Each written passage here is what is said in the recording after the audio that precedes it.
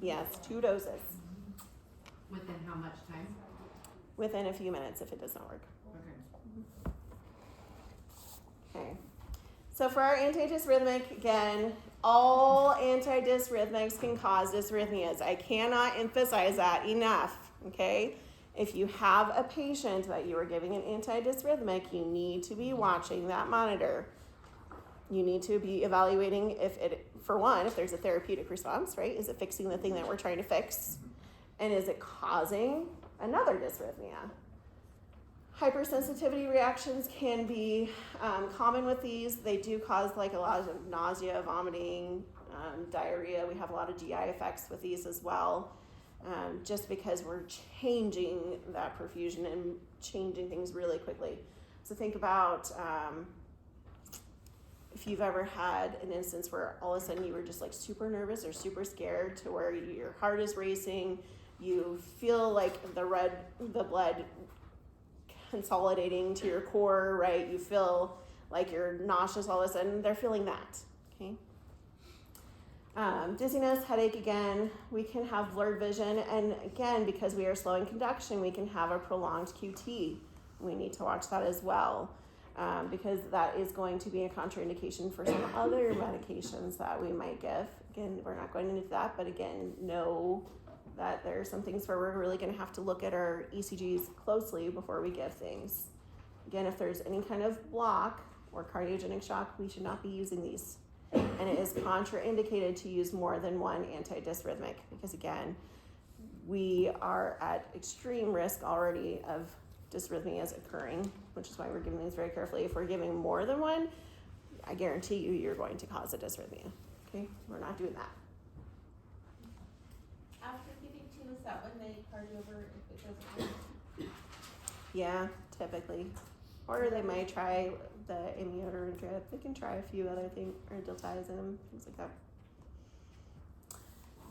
So again, nursing considerations, we need that thorough drug and medical history, because again, there will be some drug-drug interactions, so we'll need to check for the potential of those. Medical history, we need to know if they have a history of any of those blocks or any of those syndromes that affect conduction through the heart.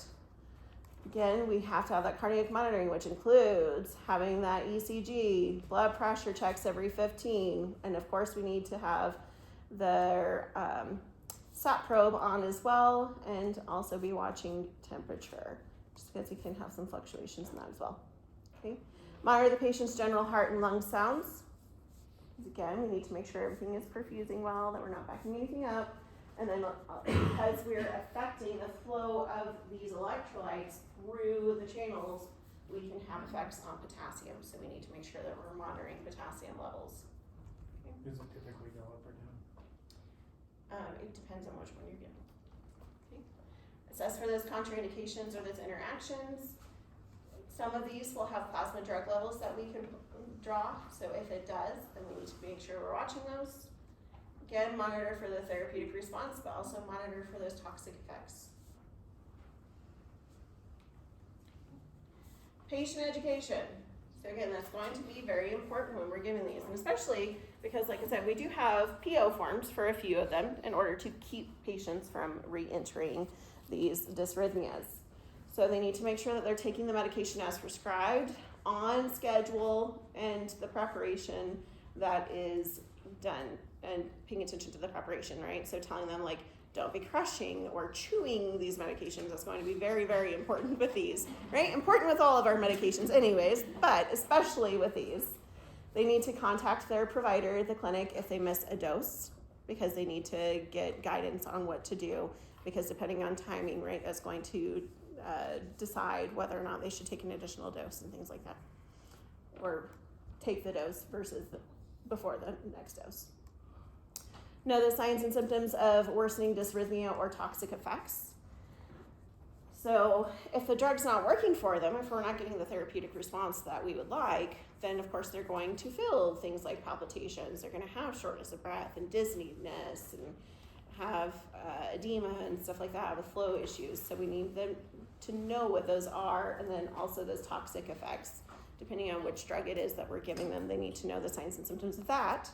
So that way we can have them come in and get that checked and fixed if they need to.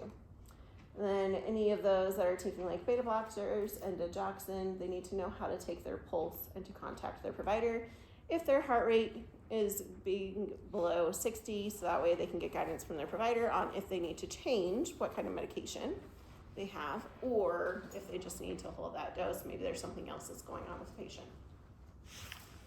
Are these Yes. medications usually monitored by their PCP or a cardiologist? It can be either or.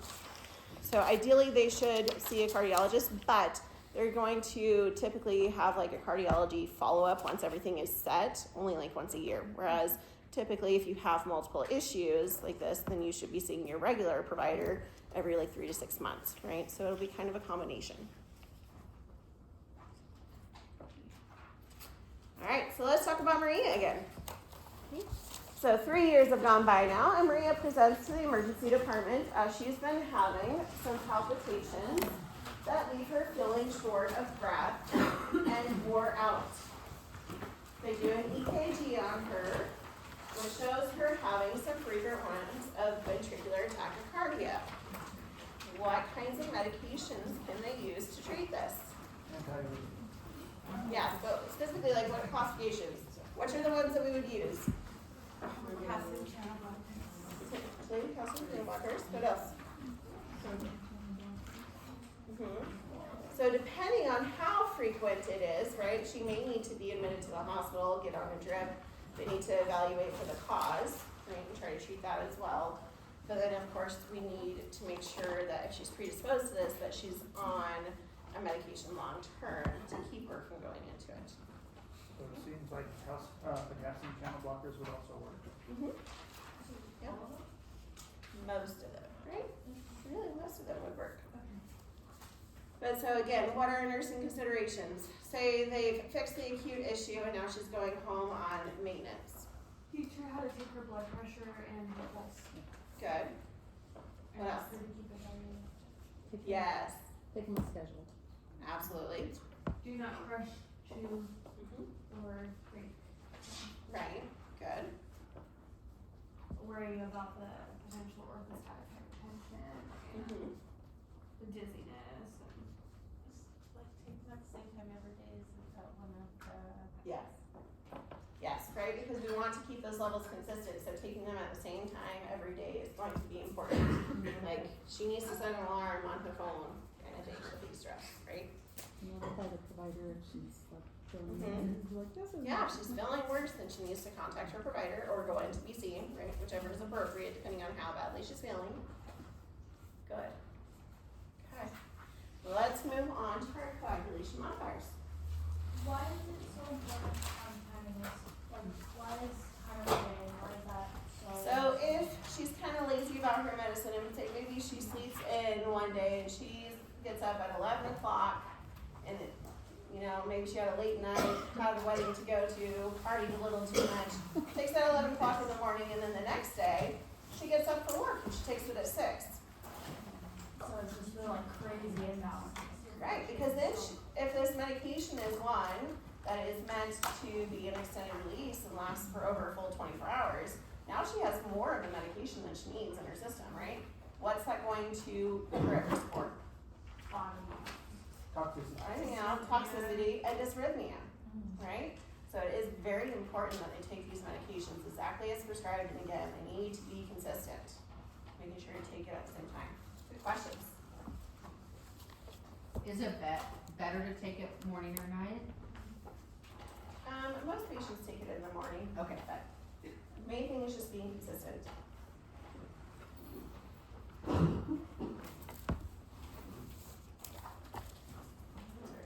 Our coagulation modifiers. So we need to review the coagulation process, right? 'Cause we need, that thing always does that. Every time I switch from one slideshow to another, it is a stinker.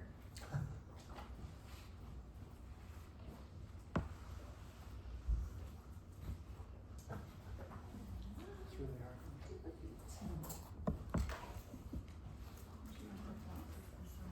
There we go. Hammers. Alright. Thank you. Okay, so we'll talk about the coagulation process. Again, we need to know where we can disrupt the process in order to help coagulation issues, understand nursing interventions that we do with the use of these, understand the safety considerations, because again, these are dangerous drugs and we'll see them used a lot. And understand the patient teaching. That is one of the biggest parts here, because a lot of patients are gonna go home on these things long term very frequently, and if we do not do our job and give them really good education, then they are going to come in with disastrous consequences. Okay. So when we talk about our coagulation modifiers, really what we're focusing on today is those thromboembolic events, right? We're wanting to either prevent them or we're wanting to treat them. Okay. So of course we can have a myocardial infarction, an MI, where we have an embolus that is lodged in a coronary artery. So an embolus is when we have a clot that's partially traveling through a vein, goodness gracious, and then a blood clot in general is called a thrombus. Okay. Cerebrovascular accidents, again, we have an embolus that obstructs the vessel in the brain.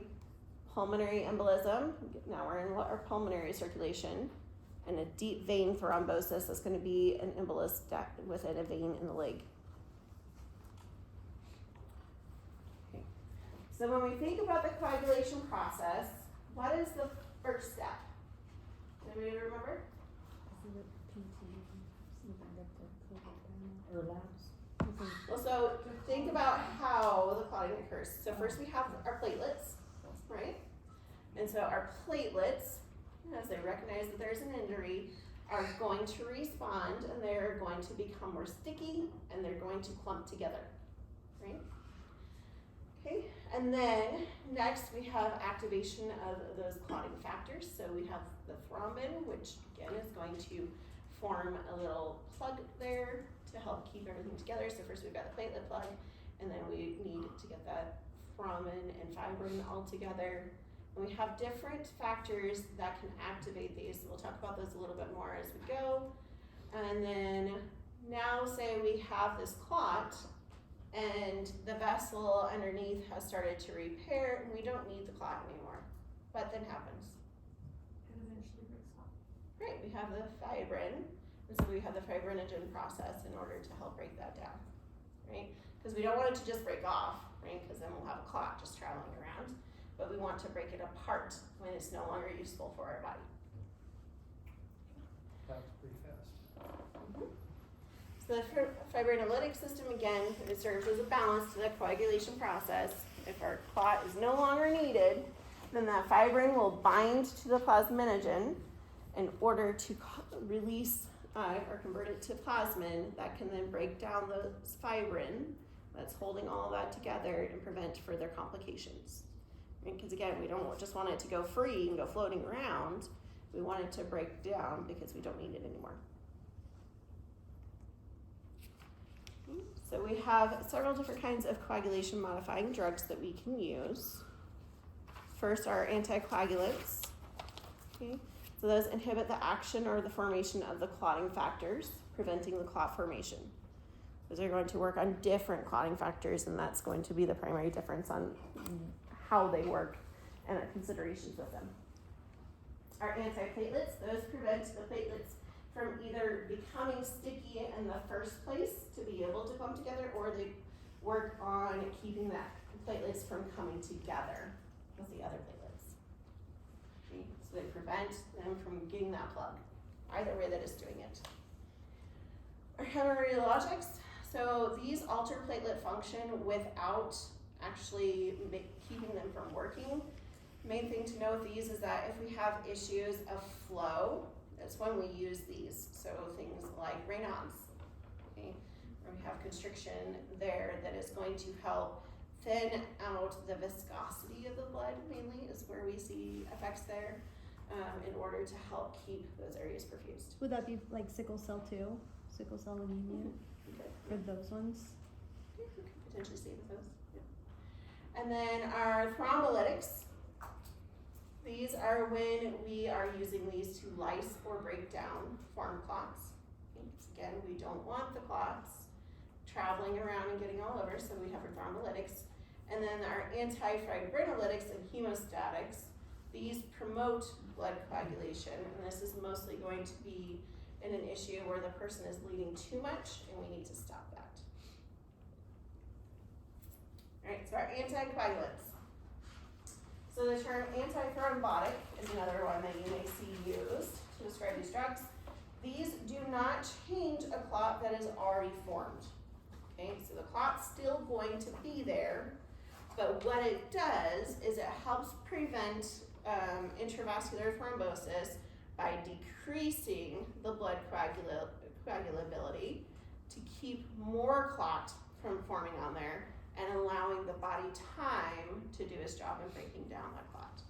Okay? It's not preventing breaking down the one that's already there. It's just helping keeping it from become worse and giving time to the body, right? Because once we already have these clots and they're traveling around, right? Like they're sticky, things want to go back into it, so we can have that clot become bigger and bigger. And that's what we want to avoid. Okay, so our heparins are the first one that we'll talk about. So all of them end in parin. Okay, so unfractionated heparin is our main one that you just hear consistently referred to as just heparin. That inhibits the activity of clotting factors 10A and 2A, which is also called thrombin. We have our unfractionated heparin, and then we also have low molecular weight heparin. So that is going to be our enoxaparin. Okay. The main difference with those is that our regular heparin is one that works very quickly.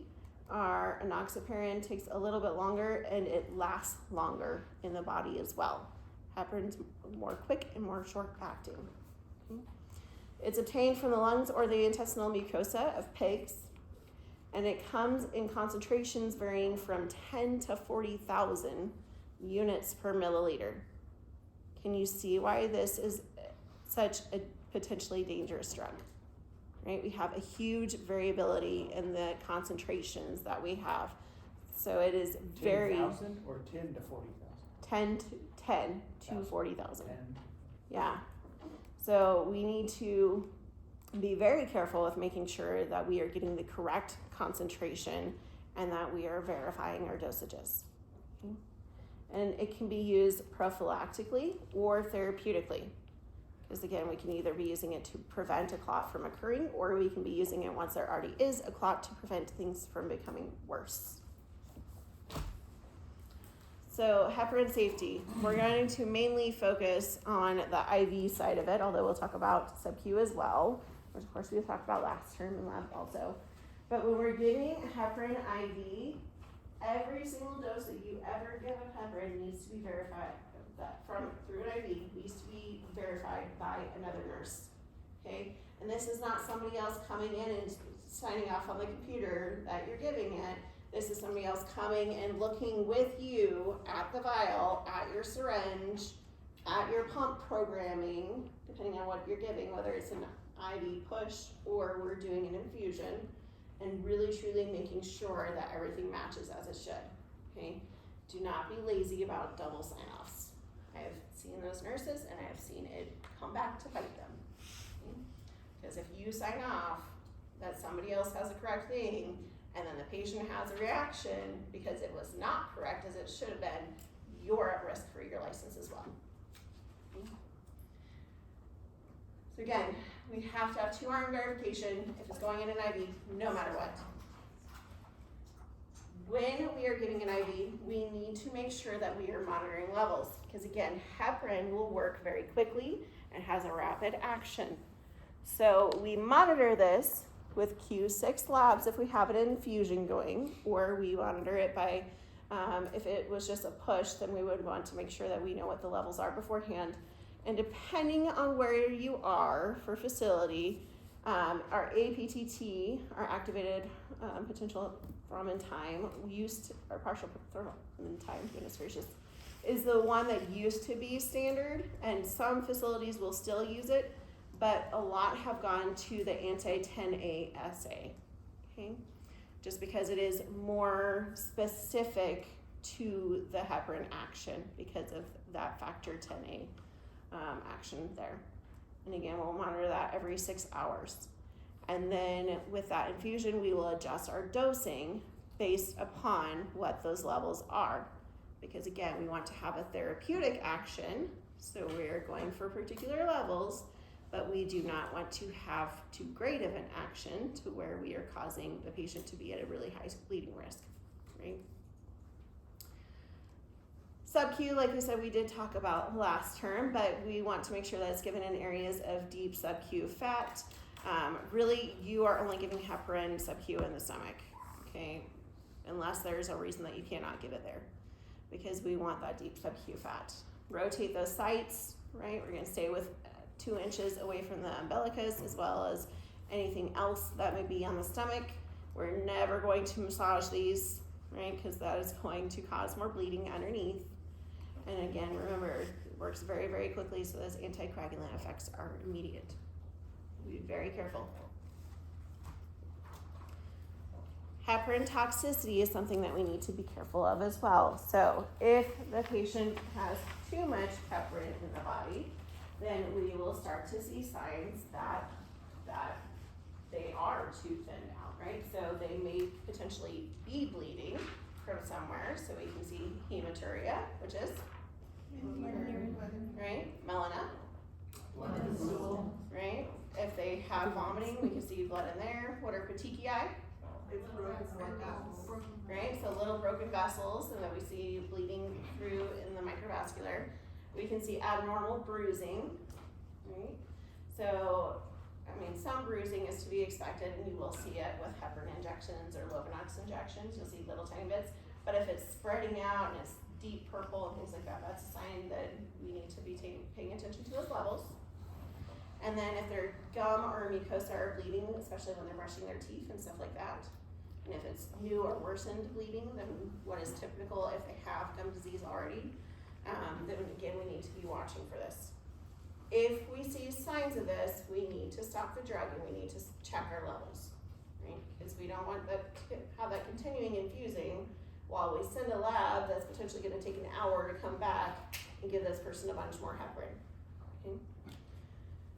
Our antidote is IV protamine sulfate. Okay? So we give 1 milligram per every 100 units of heparin that the patient has been receiving. And so your provider or the pharmacist will help you with that. Mainly your pharmacist is going to help you with making sure you get your correct dosage. And then we can have heparin-induced thrombocytopenia, which is also called HIT. Okay? Type 1, you can fairly frequently see where we have a gradual reduction in platelets, and the therapy can usually be continued. Okay? If they have another issue of platelet dysfunction, then we may need to change to something else. But again, often we can still go forward with this. Type 2, this is immune mediated. Okay, so the body is sensing the heparin on causing those anticoagulation effects, and it is seeing it as a foreign invader, and so it starts to attach to these platelets, which then causes them to clump and decrease in number. Okay? They're clumping, but you see a decreased number, so don't let that fool you, okay? So yes, they're at a bleeding risk because we have less platelets and we're too thinned out, right? But they are also at risk for embolic events because those platelets have irregularly clumped together. Okay? So we have dual mechanism here because of that immune response that occurs. So if we see the platelets suddenly fall 50% or more, then we will immediately stop. We should be asking for an order for protamine sulfate.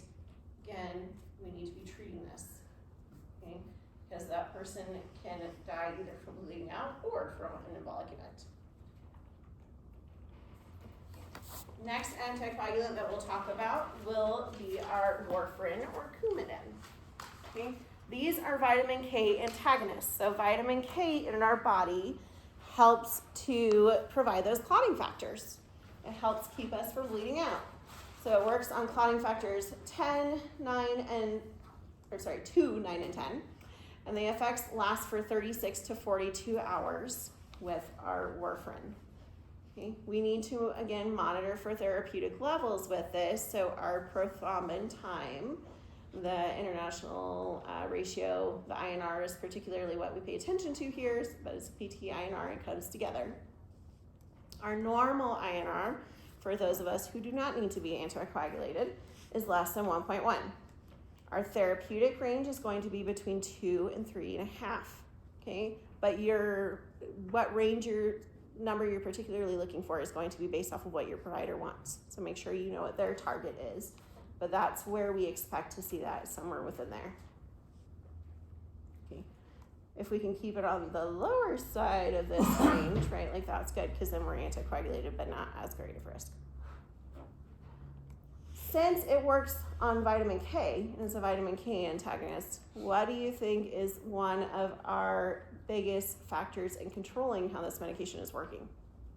Don't take any. Diet. Yeah. Diet is 100% it, right? Because the effects of the warfarin are going to be dependent upon that person's vitamin K intake.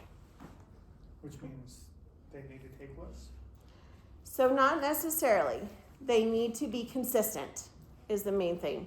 So if that person already typically eats a diet that is rich in vitamin K foods, say this is a person that loves to have kale and spinach salads all the time, then that's okay, but they need to still have that kale and spinach salad every day, okay? Because they're going to adjust their dosing in order to meet that therapeutic INR with them having that vitamin K intake.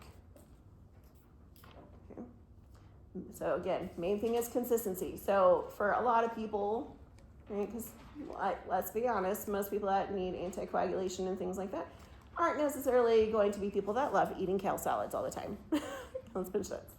So yes, we can advise them to go more towards the lower and moderate vitamin K foods. But again, main thing is consistency. Just because we don't want those levels fluctuating up and down.